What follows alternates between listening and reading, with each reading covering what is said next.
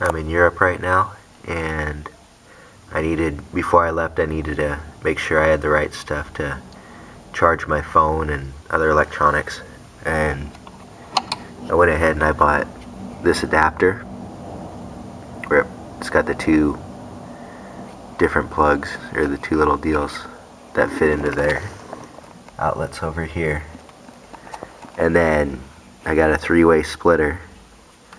And then the very important thing is I could use my original chargers from America that I bought, but I don't know if you can see it, but they're dual voltage, and on here it says that it can go from 100 volts to 240 volts, which is important because they have like 240 volts in their outlet instead of 100.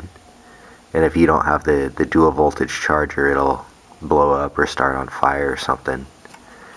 And the same thing with this one over here. It says that it could go from 100 to 240 volts. And then it also says, yeah, you can see it even on the camera, 100 to 240 volts, 50 to 60 hertz. And over here, instead of having 60 hertz, they've got 50.